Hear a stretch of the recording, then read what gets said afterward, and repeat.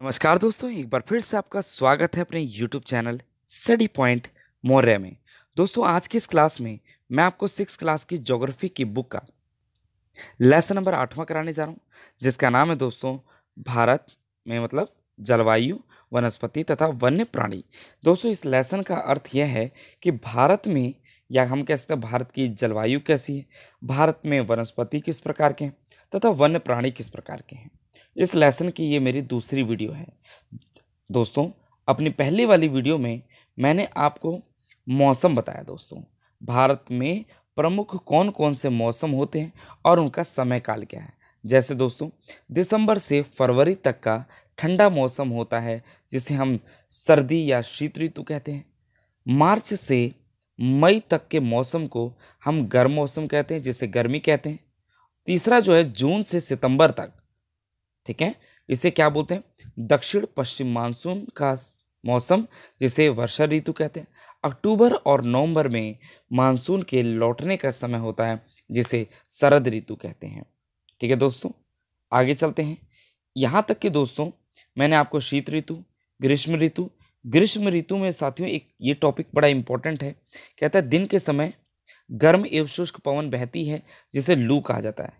ये भी आपको समझाया था दोस्तों।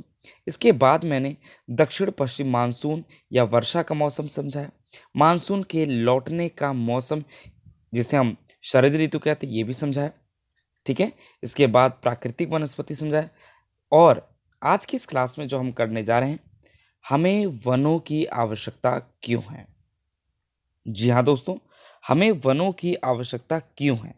कहता क्या टॉपिक हमारा साथियों, हमें वनों की आवश्यकता क्यों है। देखो, वन हमारे लिए बहुत ही लाभदायक है।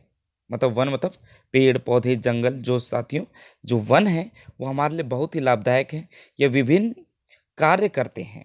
पेड़ पौधे ऑक्सीजन छोड़ते हैं, जिसे हम सांस के रूप में लेते हैं, तथा कार्बन डाइऑक्साइड को ग्रहण करते हैं।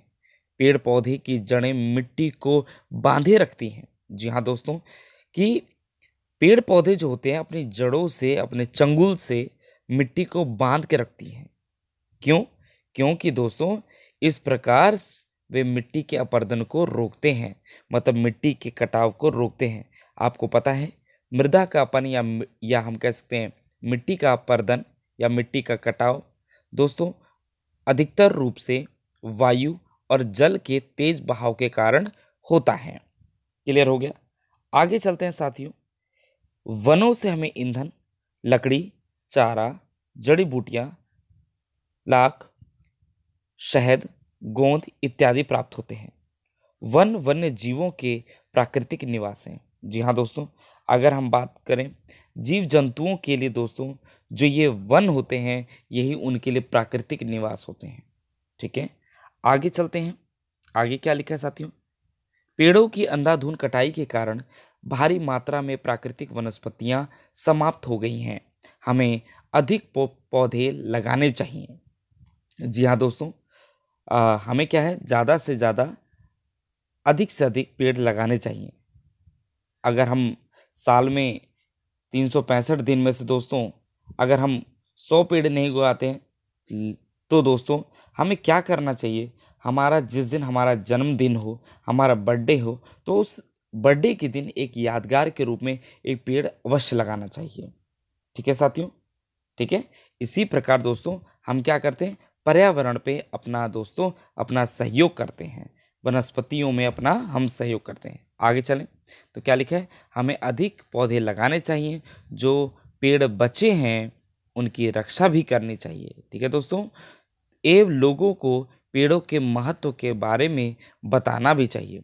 हमें दोस्तों पेड़ों की इम्पोर्टेंस मतलब ज़रूरत को भी जनता को या लोगों को हमें समझाना चाहिए जागरूकता के द्वारा। ठीक है दोस्तों, हम लोग बहुत खास आयोजन जैसे वन महोत्सव मनाना अधिक से अधिक लोगों को इस प्रयास में शामिल करते हैं तथा पृथ्वी को हरा भरा रख सकते हैं। ठीक है, अब दोस्तों इसमें आप एक चित्र देखिए। ठीक है, अब चित्र में आपको क्या समझ आ रहा है। ठीक है साथियों, जैसा आप चित्र में देख रहे हैं, ये एक पेड़ों के या हम कह सकते हैं पेड़ों और वनों का बहुत ज़्यादा महत्व है दोस्तों, जो कि हमें सबसे ज़्यादा महत्वपूर्ण दिखे हैं वो दोस्तों इन बुक्स में छापा गया है। ठीक है, जैसे वृक्षों या वनों से हमें क्या मिलती है, दवाइयाँ, आश्रय मतलब निवास स्थान, चारा भी मिलता है, ईंधन भी मिलता है मतलब कि जलाऊ लकड़ी जिसे कहते हैं, खेल का सामान बनता है, फर्नीचर बनता है, यहाँ तक कि वनों के द्वारा मिट्टी को बांधा जाता है, रबड़ भी मिलती है। ठीक है, इमारती लकड़ियाँ मिलती हैं, वन्य जीवों का प्राकृतिक निवास है, गोंद और लाश होते हैं, लाख सॉरी, फल भी मिलते हैं और शहद भी मिलते हैं, यहाँ तक कि ऑक्सीजन मिलता है। दोस्तों वनों का उपयोग आप चित्र के द्वारा तो आसानी से समझ चुके होंगे दोस्तों। अब आगे चलते हैं, वन्य प्राणी।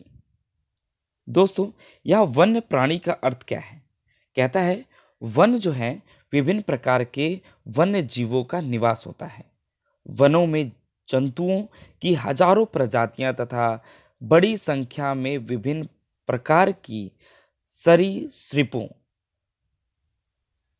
उभयचरों उभयचरों, पक्षियों, स्तनधारियों, कीड़ों, कृमियों का निवास होता है।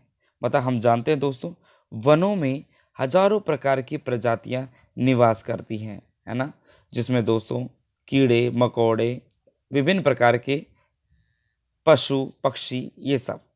आगे चलते हैं दोस्तों, क्या लिखा है, बाघ हमारा राष्ट्रीय पशु है। जी हाँ दोस्तों, बाघ जो है हमारा क्या है, राष्ट्रीय पशु है। यह देश के विभिन्न भागों में पाया जाता है। गुजरात के गिर वन में एशियाई शेरों का निवास है। ठीक है, याद रखना, पूछा जाएगा पेपरों में, एशियाई शेरों का निवास कहाँ है, गुजरात के गिर वन में। हाथी तथा एक सींग वाले गैंडे असम के जंगलों में घूमते हैं। हाथी केरल एवं कर्नाटक में भी मिलते हैं। ऊंट भारत के रेगिस्तान तथा जंगली गधा कच्छ के रण में पाए जाते हैं। जंगली बकरी, हिम तेंदुआ, भालू इत्यादि हिमालय के क्षेत्र में पाए जाते हैं।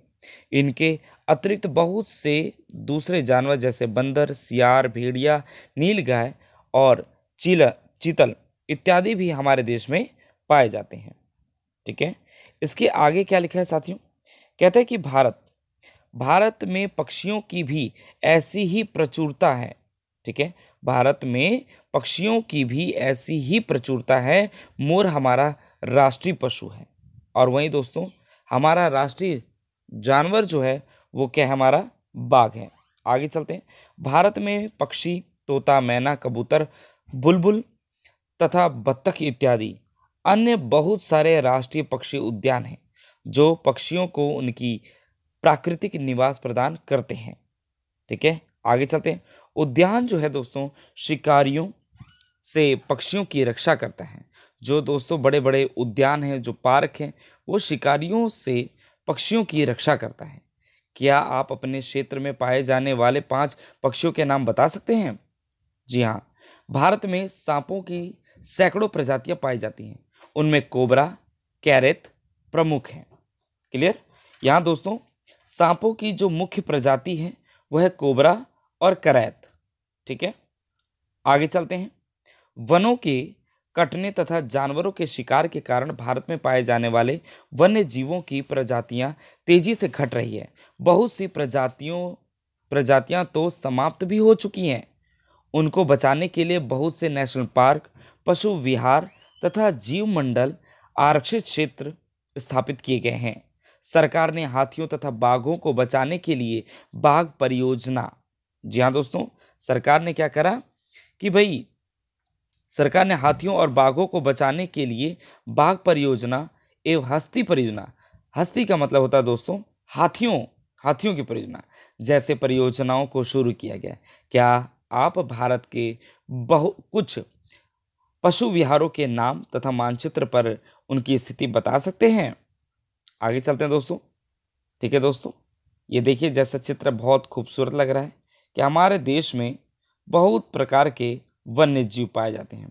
आगे चलते हैं, कहता है दोस्तों आप वनस्पतियों के संरक्षण में भी अपना हाथ बटा सकते हैं।